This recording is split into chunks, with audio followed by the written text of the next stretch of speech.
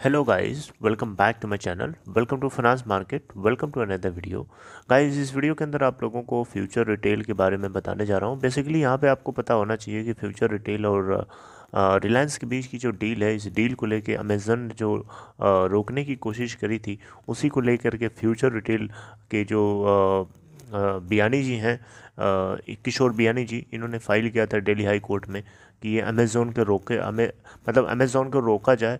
ये higher authorities को contact कर रहा है इस डील को रोकने के लिए। तो उसके लेकर के आज फैसला दिल्ली हाई कोर्ट की तरफ से सुना दिया गया है। तो अभी आपको बताऊंगा, उससे पहले आप अगर स्टॉक प्राइस देखें फ्यूचर रिटेल की तो 81.65 पे ओपन होता है, जबकि आप प्रीवियस क्लोज चेक करेंगे तो 77.80 के ऊपर क्लोज हुआ था। काफ़ी गैप अप ओपनिंग होने के बाद 81.65 से लो बनाता है 77.10 का, और हाई नहीं बनाता है। जबकि अपर सर्किट आप देखें तो 81.65 का ही लगा था।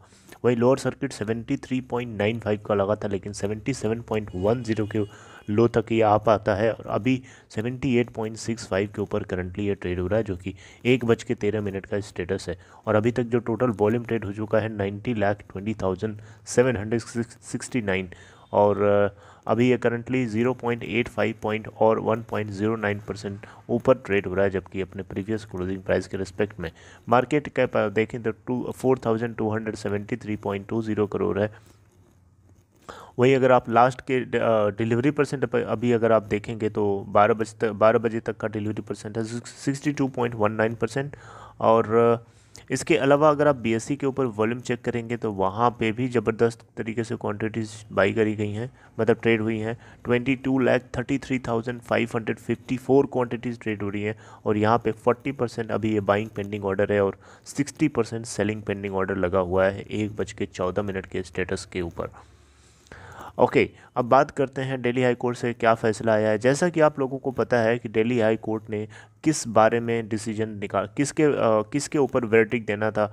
आपको पता है फ्यूचर रिटेल और अमेज़न रिलायंस के बीच की जो डील है, इस डील को रोकना चाहता है अमेज़न, क्योंकि अमेज़न के पास 49% का स्टेक है फ्यूचर कूपन के अंदर, जो कि फ्यूचर कूपन एक फ्यूचर ग्रुप की एक कंपनी है। और फ्यूचर कूपन जो है वो खुद अपने आप में 10% ओन करती है फ्यूचर रिटेल लिमिटेड के अंदर, राइट। तो फ्यूचर रिटेल लिमिटेड के अंदर अमेजन का एक तरीके से देखा जाए तो इनडायरेक्टली इन्वेस्टमेंट है, और उसी इनडायरेक्ट इन्वेस्टमेंट के जरिए उसने एक रोकने की कोशिश करी थी इस बात के ऊपर कि वो डील को, वो भी तो ओनर है, उसके बिना पूछे आपने कैसे डील कर ली।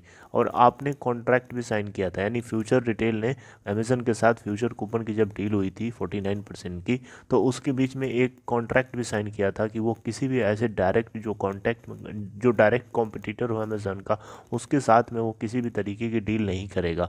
लेकिन अमेजन की इस कॉन्ट्रैक्ट या अमेजन के साथ जो एक कॉन्ट्रैक्ट फाइनल हुआ था, उस कॉन्ट्रैक्ट को ब्रीच करते हुए फ्यूचर रिटेल के जो बियानी जी हैं, इन्होंने रिलायंस के साथ एक डील करी, और वो डील बिल्कुल ही उस कॉन्ट्रैक्ट को ब्रीच आउट करती है। और इसी को लेके अमेजन ने सिंगापुर के इंटरनेशनल आर्बिट्रेशन सेंटर में फाइल किया था, और वहाँ से उसको उसको जीत मिली थी। और ये जो डील है, इसके ऊपर इंटरिम ऑब्जेक्शन लगा था, इंटरिम एक तरीके से इंजंक्शन लगा था, और जिसको लेकर के ये फ्यूचर रिटेल के बियानी जी काफ़ी ज़्यादा परेशान थे। और ये हायर अथॉरिटीज़ को भी कांटेक्ट कर रहा था, जैसे कि सेबी है, और आपका एनएससी बीएसई है, इसके अलावा सीसीआई है। हालांकि सीसीआई की तरफ से तो फ्यूचर रिटेल की तरफ से फ्यूचर रिटेल को जीत मिल गई थी, लेकिन बाकी जो बीएसई एनएससी है और ये आपका स्टॉक एक्सचेंज है, इन सब की तरफ से इसको सेटबैक मिला है। और फ्यूचर रिटेल को अभी जो फाइल किया था दिल्ली हाई कोर्ट के अंदर, इसके अंदर भी इसको सेटबैक मिला है। जी हाँ, मैं अपने मन से नहीं बता रहा हूँ,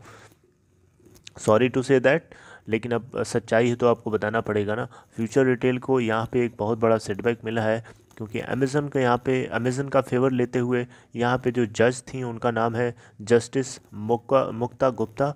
इन्होंने फ्यूचर रिटेल की तरफ से या अमेज़न का फेवर लेते हुए इन्होंने जवाब दिया है कि अमेज़न को रोक नहीं सकती, अमेज़न अपनी जगह पे सही है। इंटरनेशनल आर्बिट्रेशन सेंटर की तरफ से जो उसको जीत मिली थी, सिर्फ उसके आधार पे कहना वो सही नहीं है, बल्कि अगर एक तरीके से देखा जाए तो 49% वो ओन करता है आपकी एक कंपनी फ्यूचर कूपन लिमिटेड के अंदर। तो आप उसकी भी बात सुनना चाहिए आपको, आप उसके अगेंस्ट नहीं जा सकते, वो अपनी जगह सही है। बाकी इसके बारे में बहुत सारी चीज़ें लिखी गई हैं, वही पुरानी चीज़ें जो आपको मैंने बताई हैं अपने शॉर्ट में, ब्रीफ में, तो उतना सारा कुछ मैं अब फिर से नहीं बताना चाहता हूँ। बट जो मेन मुद्दा है आपको मैंने बता दिया कि यहाँ पे जो सिंगल जज बेंच थी जस्टिस मुक्ता गुप्ता, इन्होंने फ्यूचर रिटेल लिमिटेड जो फाइल किया था एक सूट फाइल किया था, एक प्ली फाइल किया था बेसिकली दिल्ली हाई कोर्ट के अंदर, उसके रिज़ल्ट में इन्होंने फाइनल जजमेंट दे दिया है। अब इसको लेकर के हो सकता है आपको एंड ऑफ द डे में फ्यूचर रिटेल लिमिटेड के शेयर प्राइस के अंदर आपको गिरावट देखने को मिले, राइट।